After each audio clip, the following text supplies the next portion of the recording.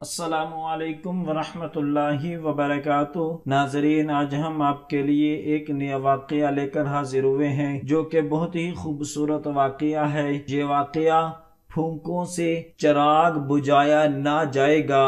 یہ لوگ چاہتے ہیں کہ اللہ کے نور کو اپنے منہ کی پھونکوں سے بجھا دے، حالانکہ اللہ کو اپنے نور کی تکمیل کے سوا ہر بات نامنظور رہے، چاہے کافروں کو یہ بات کتنی ہی بری لگے۔ سورۃ التوبہ آیات نمبر 32۔ اللہ نے انسان کو پیدا فرمایا تو پیدائش کا مقصد اور منزل کا تعین بھی فرما دیا۔ وقت کی ضرورت کے ساتھ ساتھ انسان کی رہنمائی کے لیے اللہ نے انبیاء بھیجے۔ آخر میں خاتم النبیین حضرت محمد صلی اللہ تعالی علیہ وسلم کو مبعوث فرما کر نبوت کا دروازہ بند کر دیا۔ اول سے لے کر آخر تک تمام انبیاء کا بنیادی پیغام توحید باری تعالی پہ ایمان تھا۔ چنانچہ آمد مصطفیٰ صلی اللہ تعالی علیہ وسلم سے کائنات میں انقلاب برپا ہوا۔ توحید باری تعالی کے انوارات نے ساری انسانیت کے قلوب کو منور کر دیا۔ اللہ نے جہاں اہل ایمان کو منزل تک رسائی کے لیے کچھ حدود و قیود مقرر فرما دیے، وہی ایمان کے اندرونی اور خارجی دشمن سے بھی آگاہ فرما دیا۔ ایمان کا تعلق انسان کے قلب سے ہے۔ دراصل ایمان دل کی اس کیفیت کا نام ہے جو بندے اور رب کے درمیان تعلق کا سبب بنتی ہے، اور بندہ عشق الہی میں غرق ہو جاتا ہے۔ وہ ہر وقت وصال الہی کا طالب بن جاتا ہے۔ ایمان کا اندرونی دشمن نفس کو قرار دیا گیا ہے۔ نفس ان انسانی خواہشات پر مشتمل ہوتا ہے جو انسان کو مادی چیزوں کی طرف متوجہ کرتا ہے اور رب سے دوری کا سبب بنتا ہے۔ اللہ نے اس نفس کا علاج بھی بیان فرمایا ہے۔ پورے قرآن کریم میں کوئی مضمون ایسا نہیں جس کو سمجھانے کے لیے اللہ نے اتنی زیادہ اور مسلسل قسمیں کھائی ہو۔ اس مضمون یعنی تزکیہ نفس کو سنوارنا کو سمجھانے کے لیے اللہ نے سورۃ الشمس میں مسلسل 11 قسمیں اٹھانے کے بعد فرمایا کہ اللہ نے انسان کا نفس بنایا، اس میں نیکی اور بدی دونوں کا مادہ رکھ دیا۔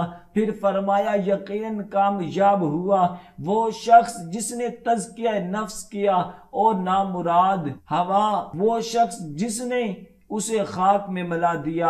یعنی ایک طرف بندے کی نفسانی خواہشات ہے اور دوسری طرف ایمان کی روح۔ جس نے نفس پہ قابو پا لیا اس نے ایمان کو پا لیا۔ جو نفسانی خواہشات کے تابع ہوا وہ ناکام ہو گیا۔ ایک اور جگہ سورۃ اعلیٰ میں بھلا ہوا اس شخص کا جس نے نفس کا تزکیہ کیا اور نام لیا اپنے رب کا، پس نماز پڑھی، گویا اللہ کے ذکر سے روح انسانی کو حیات ملتی ہے۔ اس کے برعکس نفسانی خواہشات ایمان کو کمزور کرتی ہے۔ اللہ نے جہاں نفس کو سنوارنے کی بات فرمائی، ساتھ واضح کر دیا کہ اللہ کے نام کی ضرب نفس سنوارنے کا ذریعہ ہے، اور ساتھ نماز کا ذکر بھی فرمایا۔ دراصل جو فرائض اللہ نے مقرر کیے یہ انسان کے ایمان کی بقا کی خاطر ہے، جنہیں آج انسان بوجھ سمجھتا ہے۔ اگر یہ فرائض نہ ہو تو انسان کا ایمان ختم ہو جاتا ہے اور روح مردہ ہو جاتی ہے۔ یہی وجہ ہے کہ حدیث میں ذکر کرنے والے کو زندہ اور ذکر نہ کرنے والے کو مردہ کی مثال سے واضح کیا گیا ہے۔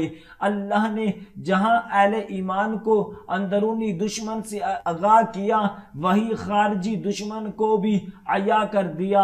اللہ نے اپنے پاک کلام میں واضح بتلا دیا کہ یہود و نصارہ کبھی مسلم کے دوست نہیں ہو سکتے، وہ آپس میں ایک دوسرے کے دوست ہیں اور اسلام کے دشمن ہیں۔ یہی وجہ ہے کہ شروع سے لے کر آج تک دونوں مل کر اسلام کو مٹانے کی سازشیں کر رہے ہیں۔ ایک وقت ایسا بھی تھا، حضرت عمر کے دور میں فلسطین فتح ہوا تھا، تب عیسائی یہودی پہ غالب تھے، دشمنی بھی تھی، یہاں تک کہ عیسائیوں نے یہ معاہدہ بھی قبول کیا کہ کوئی یہودی بیت المقدس میں آباد نہیں ہو سکتا تھا۔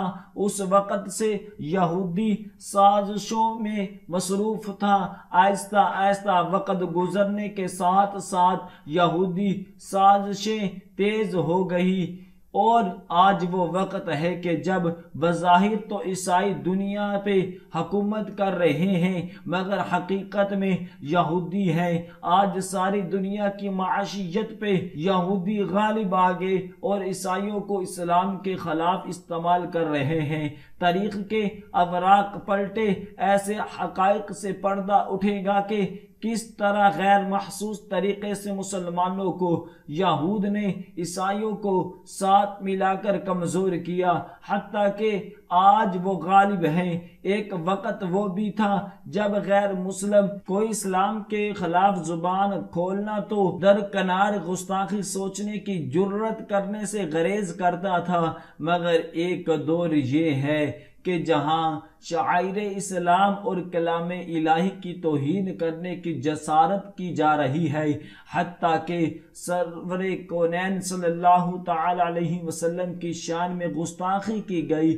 آج پوری دنیا میں کہیں بھی صحیح اسلامی خلاف کا نفاذ نہیں، اور جہاں کوئی خواب دیکھے یہودی اور عیسائی مل کر کچل دیتے ہیں۔